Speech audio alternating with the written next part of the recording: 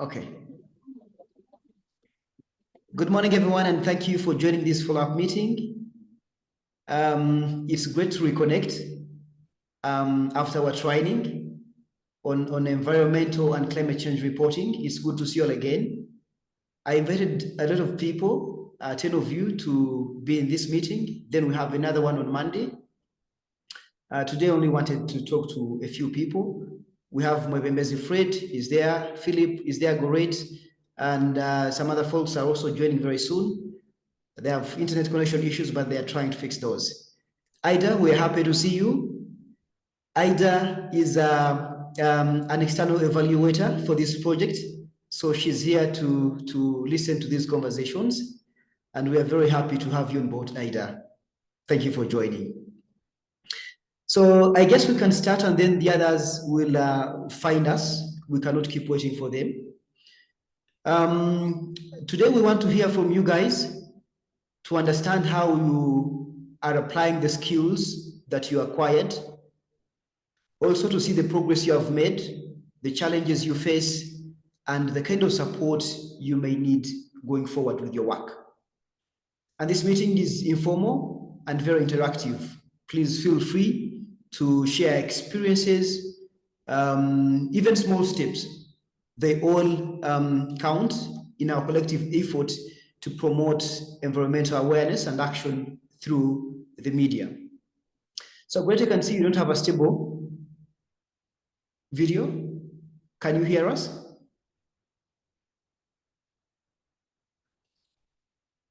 Can you hear us, Goret? Yes, I can hear.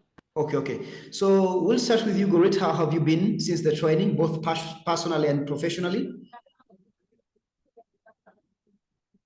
Come again? How have you been since the training?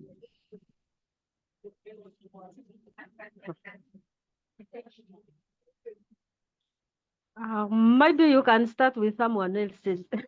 Okay. So let me start with Philip. Philip, yes. How have you been since the training, both personally and professionally? Thank you so much, Mr. Martin. I need to personally first appreciate your work and your organization. Thank you so for much. For empowering the media. Because once you empower the media, you have empowered everyone. We act as the ears and the eyes of the society. Absolutely. So since I attended your trainings, really I have increased the passion about reporting on environment. Because at least now, when I write 3 stories without environment, I feel something that is lacking from me.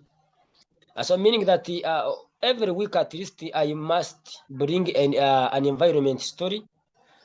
Then, as I had told you that we have a designed world program for environment, I try to bring experts to talk to the people, then to share the experience. Sometimes I even go to communities to interact with them about the environmental degradation, such that we can see and understand who can be blamed on environmental degradation. Then secondly, at least now I have a skill on environment reporting from your training, because not just reporting, but at least now I can know which angle I can take. I can know which person I can contact in any of the concerns. So really, the training empowered me more and really increased my passion about environmental reporting. That's good to know. Maybe sorry? Go ahead. So maybe as this NGO is trying to empower media, we could also look at their challenges. How can you maybe address them? Because we still have a challenge. These environment studies, they are based on investigation, meaning that like a good environment study, for example, you cannot just compile it one day. You must to investigate, you must put in your effort, your time, And remember, our radios, sometimes they don't facilitate us in these fields, meaning that most of us, we are just reporting on different workshops. Maybe you have been called, maybe you have already seen something oppressing, but maybe if we could have some resources in the future, maybe at least targeting some few or maybe sampling journalists specifically to dig out, to identify the challenges, to know exactly, investigating environment loopholes, there it could be wonderful and so amazing. Okay, Philip. Thank you so much. Thank you so much, Philip. We really appreciate that. Can you tell us about one specific story or radio program that you have done? Sorry? Can you tell us about one specific story or radio program that you have done? Yeah, of course, sir. I being a presenter and at Mountains of the Moon University, we have always engaged the community here and there. And I have really wrote some stories like on a community basis. For example, I wrote a story around in Rwenzori Chenjojo, how the farmers, the local farmers can do their farming while protecting the environment. So as you are doing your agriculture, but still you can have to protect that environment. Even in sometimes in Kamwenge down there, I normally go with these staff members here. Then I compile those stories. Some stories even are published on our university website. I can even share the link for them. So really, then concerning with the hosting, I have hosted the Ministry of Water and Environment in Nyabukara offices. In my program, I have also hosted some experts trying to explain on how the environment has been degraded, something of that kind. Okay, have you used environmental data or scientific sources in your reporting, Philip? Yeah, I haven't used so, only that Philip currently I focus on communities, how these communities are doing their work, and how these works or these agricultural whatsoever activities are degrading the environment. So talking about that story from Rwenzori, how did your audience respond to that story? Yeah, of course, the audience responded positively. However, they clarified me one issue, that, for example, we know Uganda is based on agriculture, meaning that by all means they have to carry out human activities for survival. They have to encroach on wetlands. Sometimes they don't have alternative to survive on. So that is why sometimes most of the swamps are being degraded. That was their response, because interacted with so many farmers, and really they told me that we would have loved to maybe planting of more trees, but even the land is limited. We would have maybe tried to save this land, but it is where we can have what to eat from. Okay, thank you very much, Philip. We'll get back to you. Let's now talk to Maureen. Maureen tells me she has a meeting going on, so she'll be with us for only a few minutes. So, Maureen, are you there? Are you there, Maureen? Can you unmute your audio? Yeah. I've unmuted. Good morning, Maureen. How are you? Good morning, my brother. I'm doing well. So, can you tell us what stood out for you from the training, Maureen, first? First of all, I have been able to engage a variety of stakeholders. Number one, I will start from my home sub-county, that is from Kisinga Town Council in Bukonzo East Kasese District.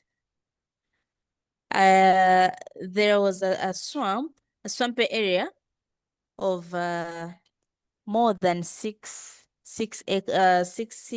acres of land. But as per now, that swamp no longer exists. So out of this, out of the training, the main engagements we had, I took a step to engage the stakeholders from my area, because at least I had this background of these swampy areas, how they started. Some of them, there were areas even maintained by our grandfathers. And one of my grandfathers happens to still be alive, my real grandfather. So I had this background about the swamps. So I was like, in a joking way, I asked the environmental officer in my sub-county, Madam Environmental Officer, this place happened to be swampy. And of course, we know the benefits of conserving protecting these areas. What happened? Because since 2021, I happened to be away from home. But when I reached there in last year, I found already buildings constructed there. So I was like, don't you see any fate befalling us anytime? Because this area was once a swampy place. Now there is a building. It is a settlement area. There, she said she had no idea about the place. Maybe I think she was just transferred there recently. So, but there is one thing which appetized me. The church is now involved in this thing, in regards to environmental conservation. Now here comes the church, which is aware about environmental conservation, how beautiful it is to protect these areas. Now the church have moved a step to give out beehives to the Christians. They give you beehives, they show you where to put your hives. Then in the end, you start harvesting from these very areas. Amazing. This is one of the this is one of the benefits, which I will say that some of the achievements, because I went a step and engaged the church. From there, I now tackled the issue of our indigenous trees, how we are losing our indigenous tree. I went ahead. I first made my personal individual survey to look for bark trees. You remember, do you know bark trees? No, I don't. You know, these ones they used to make bark cloth. Oh, sure. Yeah. Embugo. Yes, I do. I went ahead and looked for those specific indigenous trees. But I realized actually they are vanishing in the entire district. Mm-hmm. Take an example. My young brother, the one who follows me,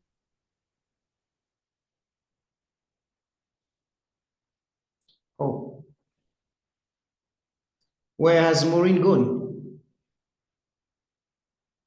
I think she has a connection issue. Maybe it could be network.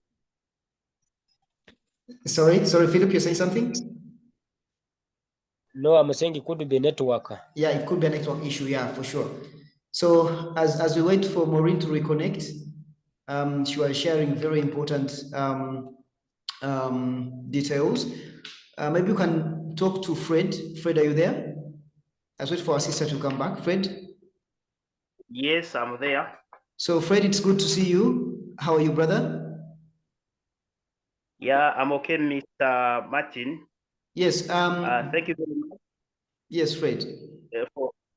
Thank you very much for this engagement. And actually, I'm very happy that we have again gathered to talk something related to what we have done since we met last time.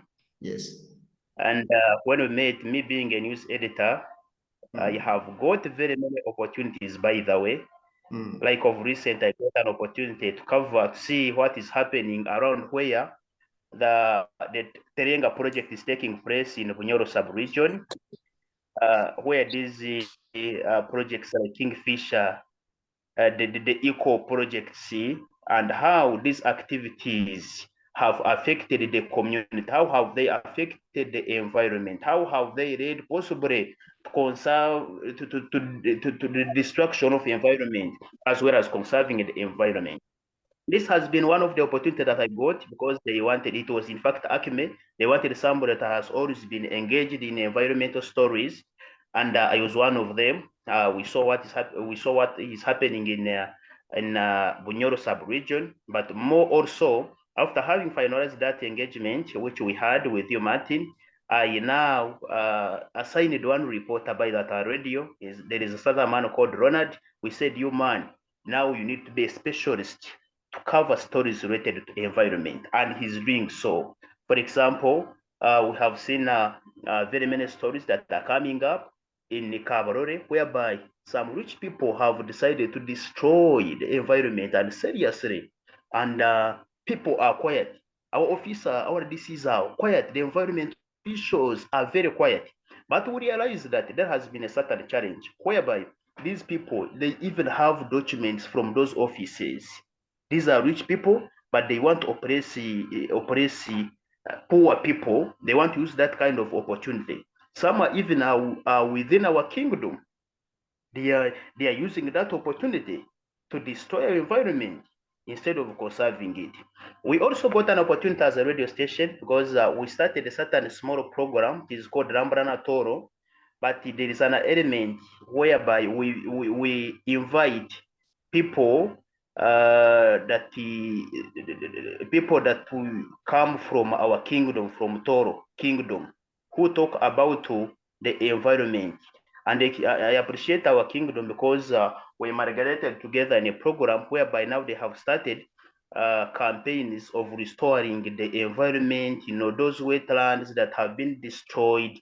Now they are planting trees, they are doing different things that are majorly planned to restore our areas where baby trees have been cut. Different programs have started where there have been a lot of the environmental degradation, where people have cut down trees seriously. And now, if we meet some challenges like this, the deterioration of the environment, we have seen the depletion of resources, like air, like water, what has been happening in our Mpanga River. It has been a very big challenge. But having done that and having aired all those stories, now different stakeholders have come up. Because as a news editor, now what I have decided to do, I have decided that every day at least in our bulletin, we have one environmental story. Or in the weekend, you can assign our reporter to go to field. We see what is happening. At least we run another story. And that's why I have been even sharing them on social media, on WhatsApp, on our website. And it has helped us, in fact, to improve on our listenership. That has been something very great. People are very much interested to know what is happening other than remaining in politics. On top of that, I have a program which I usually do. It is political program, but that one doesn't stop somebody from any other department to come in. And I have another program. It is sponsored by the minister. It is called the NI Manifesto program. But being an NI Manifesto program, we usually invite different stakeholders, different people. Yes, we can have politicians, fine. But sometimes we usually invite even the environmental officials. Talk about what is the problem, what can be done, why is our environment being destroyed. That program is always there every Saturday at 10 to 12. And we have invited the environmental officials from Kabarore, from Toroko, from other administrative units around Rwenzori sub-region. I think this might be a credit to you, man, for this kind of engagement. And I personally have obtained the chance to it because these organizations, after having understood that I have an interest, they are looking for me. I've got there is certain organization called the it deals like over air, something to deal with air, the court of air. They have invited me like 3 times. They are engaging me seriously. See what is happening in the Toro, because we have some areas where it is a no-go zone, in fact, around town. So I think he's also helping me as a person. I have gotten a Don't go away, Fred, please. Don't go away. Oh. Fred, are you still there? Fred, are you still there? Oh, he has gone. But I know he's coming back very soon. Maureen, you can take the podium again. You were saying, yeah. I was still talking about our indigenous trees. And out of the many engagements I had with some environmentalists, environmental officials, now it has been taken back to the community. They are now embracing to go up in the mountains. They look for those indigenous trees and they bring them back to this lower side. An example, some 2 weeks back, I happened to visit my former primary school, and I found an environmental conservation club there. I was impressed by the garden they established for that club.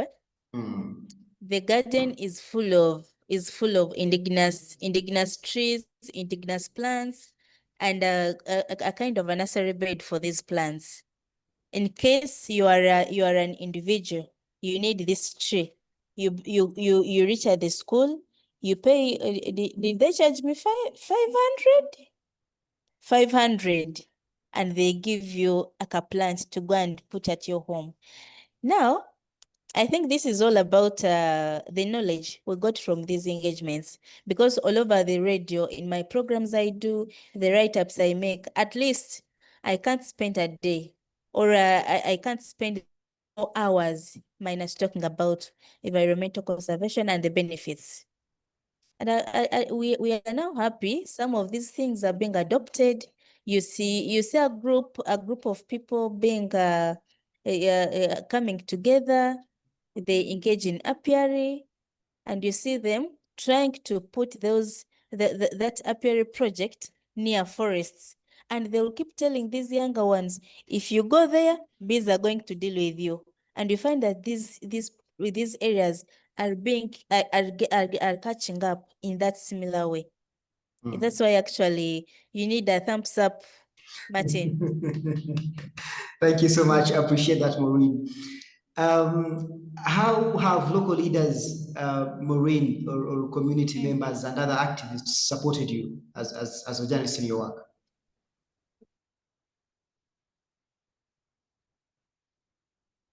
You're muted. Now, the local leaders, they are trying to bring that voice, because out of our usual talks all over, now they feel pinned.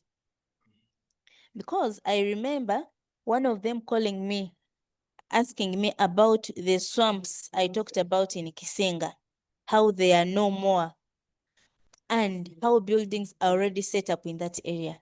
And this person was like, Maureen, for us, we didn't know how these people came to set up these buildings.